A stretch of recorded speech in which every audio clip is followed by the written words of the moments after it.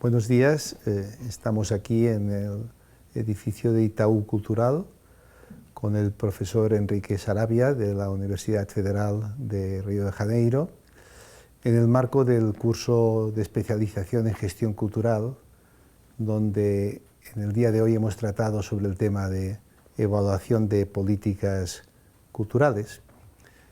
En este tema hemos pensado que el profesor Saravia, con una larga experiencia en el tema de estudios y de investigación en políticas culturales, pero también en trabajo en organismos internacionales y a nivel latinoamericano, puede darnos una visión amplia sobre la situación en este momento tan complejo de las políticas culturales en este mundo tan globalizado. Profesor Saravia, me gustaría que opinara sobre cómo ve la formulación de las políticas culturales, tanto en Brasil, pero también en América Latina, en este momento tan complejo de esta crisis, entre crisis de modelo del Estado-Nación y la influencia de las culturas más globalizadas, y sobre todo en este momento también de crisis económica que no ha llegado tanto a América Latina, pero que está cuestionando la inversión pública en cultura y el papel del mercado en la cultura.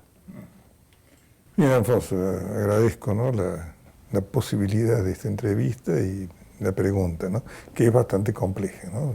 Una respuesta única a varios temas, como has planteado, puede resultar difícil y penoso, ¿no? Yo te diría que hay en los últimos años ha habido una cierta transformación de la propia idea de lo que debe ser una política cultural. En realidad políticas culturales a muchas décadas, ¿no?, que se vienen elaborando en América Latina, o la famosa colección de la UNESCO sobre la política cultural en cada uno de los países de América Latina, ya 20 años atrás. Luego ha habido una evolución grande provocada principalmente por las políticas neoliberales y su aplicación al campo de la cultura. Entonces hubo un momento en que se pensó en varios países que lo importante para la cultura era que existiese un mercado para la cultura. Toda esa situación llevó a transformaciones de las instituciones culturales, de los modos de financiamiento de la cultura. Surgieron las leyes de incentivo, por ejemplo, que significan entregar al sector privado, en cierta forma, el direccionamiento de la política cultural. Bueno, eso llevó a extremos muy grandes y muy excesivos, como fue el caso de Chile. En el caso de Chile hubo, digamos, directamente, el mercado es que debía definir qué es lo que debía permanecer en el ámbito cultural, ¿no? Si no había público, si no había usuarios, si no había compradores del producto cultural, no tenía por qué subsistir, mucho menos con ayuda del Estado. Eso llevó a largas discusiones, como todo lo que ocurre con el fundamentalismo en materia de neoliberalismo. Eso llevó, digamos, a un retorno, ¿no? Dice, bueno, no es suficiente, no basta, las actividades culturales precisan de otro tipo de incentivo, es necesario inclusive que el Estado trace los lineamientos generales, aun cuando el financiamiento pueda provenir también de fuentes privadas. Entonces, en los últimos años se ha notado un cambio en ese sentido, ¿no? Una participación, sí, del sector privado, sea de las empresas, sea del llamado tercer sector, ONGs, organizaciones sociales, pero básicamente una presencia del Estado marcando rumbos, ¿no?, de forma no perentoria, sino tratando de que las cosas, digamos, se orienten en una determinada forma, ¿no? Y uno puede citar varios casos, ¿no?, varios casos latinoamericanos, ¿no? El caso inclusive de Chile, ¿no?, que cambió en ese sentido. El caso de México, el caso de Colombia, es un caso muy importante y muy interesante en materia de otras formas de prestación de la actividad cultural y del papel del Estado en ese ámbito. Y el caso finalmente del Brasil, ¿no? En el Brasil, si bien en el Brasil no entró mucho la idea neoliberal en materia de política cultural, aun cuando hubo sí una presencia fuerte del sector privado y un incentivo a la acción del sector privado, el Estado en gran medida mantuvo su papel rector. Y eso ha ocurrido con las políticas culturales, digamos, de los últimos 20 años y principalmente y básicamente a partir del gobierno Lula, el ministerio de Gilberto Gil, y ahora en el gobierno de Dilma Rousseff, a donde se incorporó al elenco de políticas culturales, que eran sobre patrimonio, sobre bibliotecas, sobre Sistema Nacional de Cultura, se incorpora también la política nacional de economía creativa, ¿no? Que también se hizo procurando tener la participación, el papel, la contribución de los beneficiarios, de los diversos sectores, de las diversas instituciones que de una forma u otra hacen cultura, ¿no? Entonces, el panorama hoy yo diría que es bueno, que es promisor, hay cosas nuevas, ¿no? Han aumentado en muchos casos los presupuestos para cultura.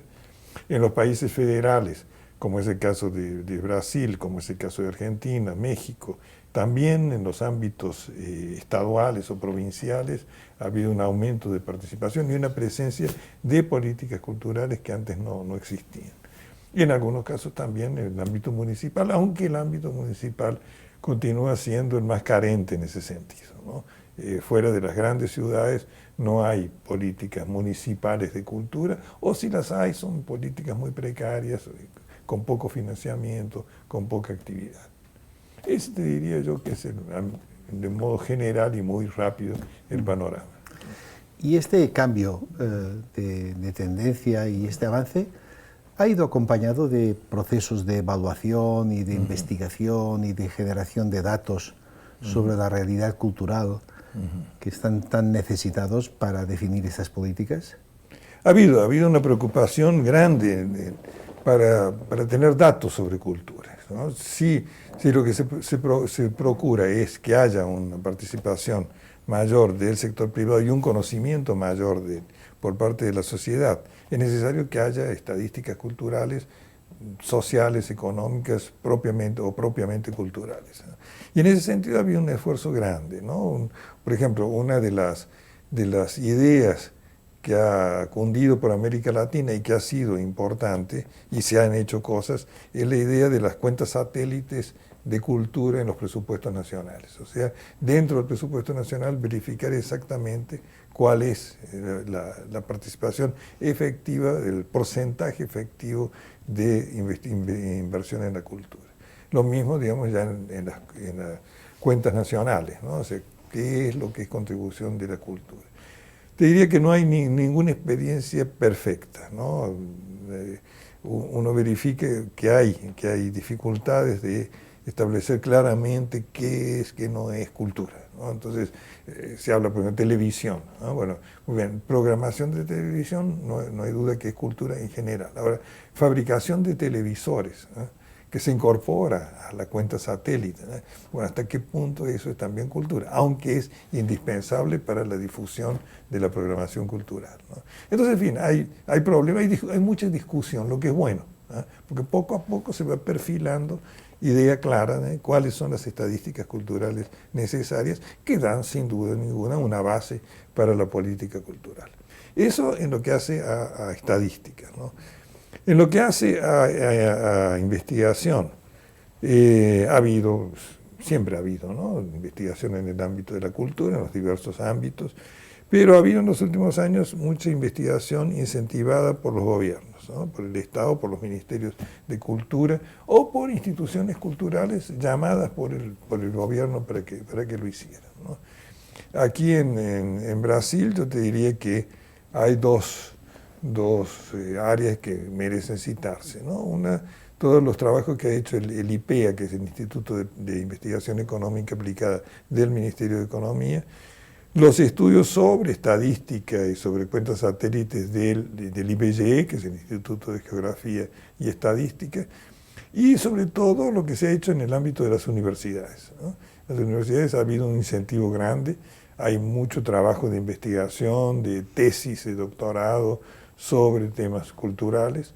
Y ahí es importante resaltar el papel que ha tenido el Itaú Cultural a través del Observatorio Cultural en la difusión de ese trabajo. El programa Rumos, ¿no?, del Itaú Cultural ha sido decisivo para, primero, conocer qué es lo que se ha hecho y difundirlo. Es un premio que se otorga, ¿no? Hay un jurado que determina cuáles son los 10 mejores trabajos de investigación realizados en los últimos años, ¿no? Pero eso significa tener una colección enorme de trabajos de investigación, tenerlos abiertos, permanecer públicos y luego difundir a aquellos que, a juicio de los jurados, que han sido jurados independientes, pueden considerarse una contribución importante para la investigación cultural.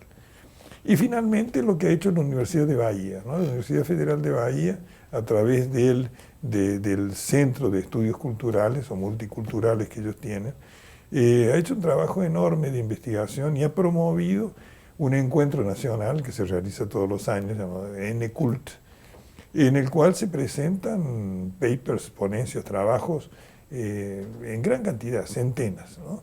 Y después es una jornada, es una semana de presentación en diversas mesas de prácticamente todas las áreas culturales, ¿no?